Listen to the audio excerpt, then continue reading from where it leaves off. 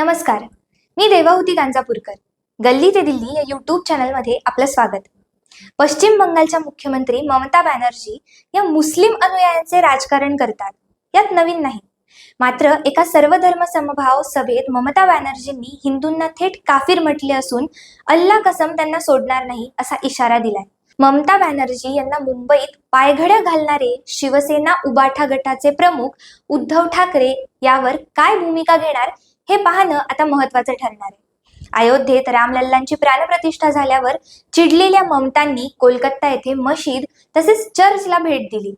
त्यानंतर सर्व धर्म मोर्चा काढला. यामध्ये बोलताना त्या म्हणाल्या, अल्ला कसम, भाजपला मदत करणाऱ्या काफिरांना मी सोडणार नाही. त्या म्हणाल्या, एक गोष्ट लक्षात ठेवा, भाजपची मदत करू नका. तुमच्यापैकी कुणीही भाजपची मदत केली तर अल्ला कसम मी त्याला माफ करणार नाही. काफिर है वो डरते हैं, जो लढते हैं वो जीतते हैं. राज्य विधानसभेतील विरोधी पक्षनेते सुवेंदू अधिकारी यांनी ममता बॅनर्जी यांच्या भाषणाची लिंक सोशल मीडियावरती शेअर केली. अयोध्येतील राम मंदिराच्या उभारणीनंतर ममता बॅनर्जी सातत्याने मुस्लिम समाजाला भडकवत आहेत. इस्लाम मानत नसलेल्यांना काफिर असं म्हटलं जात आहे. त्यामुळे काफिर या शब्दाचा वापर करून ममता बॅनर्जी नेमकं काय सांगू पाहतायत यावरून चर्चा सुरू झाली. हिंदुत्वनिष्ठ असलेल्या शिवसेनेच्या उबाठा गटाचे प्रमुख उद्धव ठाकरे आता यावर काय भूमिका घेणार याकडेही लक्ष लागले.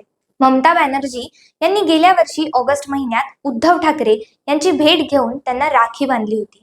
त्यावेळीही उद्धव ठाकरे यांच्यावर टीकांची झोड उठली होती. स्वतःला हिंदूंचे कैवारी म्हणवून घेणारे पक्षप्रमुख त्याच ममता बॅनर्जींची भेट घेणार ज्यांनी पश्चिम बंगालमध्ये रोहिंग्या आणि बांगलादेशींसाठी पायघड्या घातल्या आणि अवैध घुसखोरीला उघडपणे समर्थन दिले, अशी टीका सुद्धा त्यांच्यावर झाली होती. हिंदू हृदय सम्राट शिवसेना प्रमुख बाळासाहेब ठाकरे यांचा वारसा सांगणारे उद्धव ठाकरे हिंदूंना काफिर म्हणणाऱ्या ममता बॅनर्जी यांचा निषेध करणार का, असा एक प्रश्न विचारला जातोय.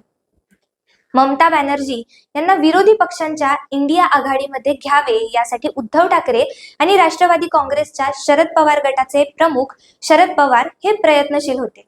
मात्र ममतांनी आजच एकला चलो रेचा नारा देत आपण पश्चिम बंगालमध्ये एकट्याने लढणार असल्याचे सांगितले. त्यामुळे ही उद्धव ठाकरे यांची आता पंचायत झाली.